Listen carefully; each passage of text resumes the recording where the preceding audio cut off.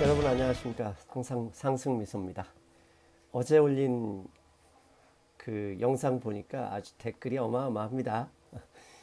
제가 어제 지방을 다녀왔습니다. 지방을 다녀왔는데 어느 휴게소에 갔는데 화장실에 담배 피지 말라고 여러 가지 문구가 써 있잖아요. 근데 인상적인 문구가 있었습니다. 뭐라고 써 있었냐면 담배 피다 걸려서 예의 없는 사람이 되지 않았으면 좋겠습니다. 이렇게 써 있더라고요.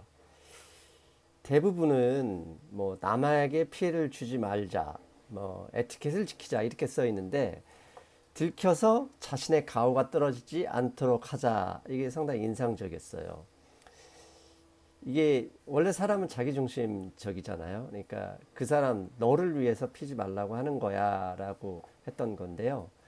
결국 댓글도 그렇죠. 자기 이름 내고 쓸 수 있는 글이 가장 좋은 글이죠. 절대 누가 썼는지 모를 거야, 내 얼굴 모를 거야, 만날 일이 없을 거야, 이런 생각하니까 막 나가는데요. 스스로 인격을 떨어뜨리지 않았으면 좋겠습니다. 아무튼 오늘 정말 간단한 영상입니다. 오늘 새벽에요. 미국의 지난 7월 무역수지 결과가 나왔습니다. 예상대로 한 달 그 적자는 2015년 이후에 최고치를 기록했습니다. 일단 사진부터 보여드리겠습니다. 미국 무역수지 7월 무역수지입니다. 8월 아니고 7월 무역수지가 결과가 적자죠. 당연히 적자인데 약 501억 달러 적자를 보였습니다. 오른쪽 화살표 보이시죠? 이게 2015년 이후로는요, 한 달 적자치고로는 사상 최고입니다. 최고치입니다. 사상이 아니죠. 2015년 이후 한 달 기록, 적자 기록으로서는 최고고요. 그다음에 미국의 월 평균 무역 수지 적자가 446억 달러라고 합니다. 월 평균도 초과했죠. 그다음에 무엇보다도 그러니까 트럼프 대통령 집권 이후에 적자가 그토록 싫어하죠. 경쟁 상대로 생각하는 오바마 대통령 집권 시기보다 크게 늘었습니다. 최근 올해 들어서 거의 7개월 동안 거의 관세 분쟁, 무역 분쟁, 거의 미국의 일방 주도로, 트럼프의 일방 주도로 진행하고 있는데 가후 떨어지는 일이 발생했죠. 그러니까 어떻게 보면 지금 선거 이제 얼마 안 남았지 않습니까? 11월 6일인가 중간 선거니까 이제 2달 정도밖에 안 남았는데 이런 일이 발생해서 아마 상당히 트럼프가 난처해질 수도 있을 것 같습니다. 이 무역수지 적자가 어디서 나왔는지 보니까요. 첫째는 유럽 EU에서 나왔습니다. 이게 지금 오른쪽 이 사진에 보면 210억으로 나오는데 이 사진은 잘못된 것 같습니다. 왜냐하면 제가 기사를 찾아보니까 176억 달러 적자였습니다.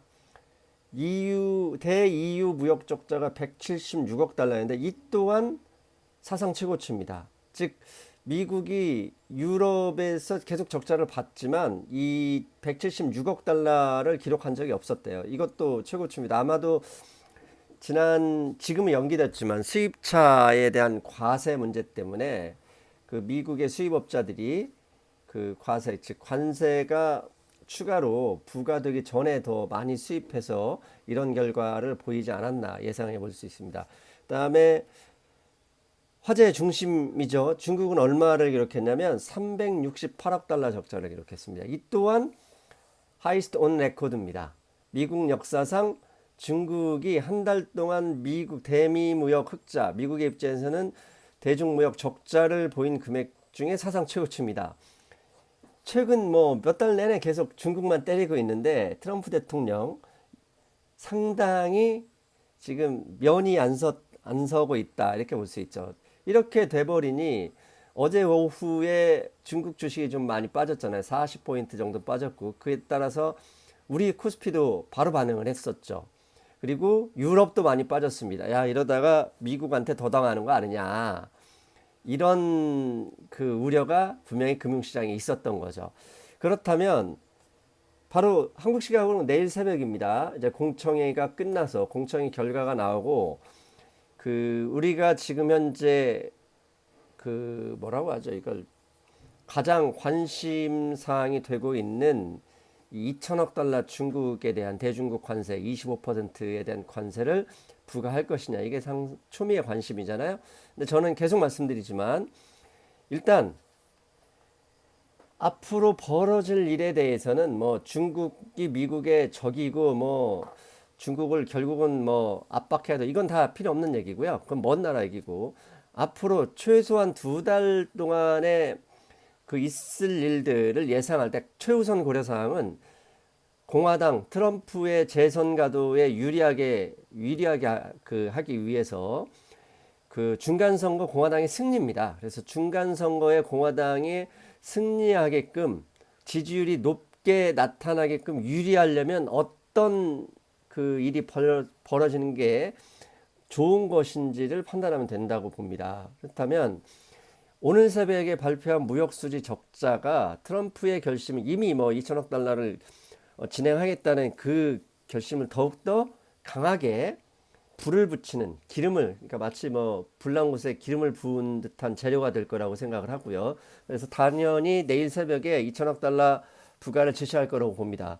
그리고 이 지지율을 고려해서 곧바로 해서 혹시라도 주식이 폭락하면 완전히 그게 악수가 될 수도 있기 때문에 최소한 3개월 정도의 유예기간, 준비기간을 둘 것으로 봅니다. 그런데요, 이미 시장에 이 2천억 달러 관세 부분은 노출된 재료입니다.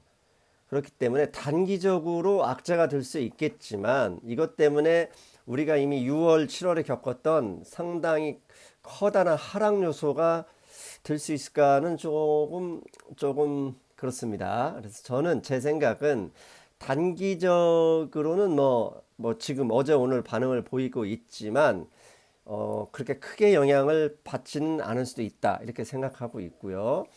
이 중국에 대한 2천억 달러를 진행을 하면 트럼프 입장에서도 일종의 금융시장이 긴장할 수밖에 없거든요. 아무리 유예기간을 둔다 그래도. 그렇다면 아직 발표를 미루고 있는 멕시코와의 그 나프타 재협상 결과, 그 다음에 캐나다가 아직 협상 시작 안 했죠. 협상 테이블로 끌어내서 일단은 그 중국에 대한 압박을 금융시장에서 아주 그 뭐랄까요, 두렵다고 해야 되나요? 그러니까 악재로서 받아들이지 않도록 분명히 영향을 미칠 거라고 봅니다. 한국은 뭐 당연히 중국 시장에 영향을 받을 텐데 원달러 환율이 그렇게 많이 반응을 하지 않고 있습니다. 이 얘기는 제가 볼 때도 이미 알려진 악재이기 때문에요. 그렇게 우리가 2달 전, 1달 전처럼 아주 심각하게 바라볼 필요는 없을 것 같습니다. 아무튼 내일이면 주말입니다. 행복한 주말 되실 수 있도록 오늘도 잘 마무리하십시오. 여러분 안녕.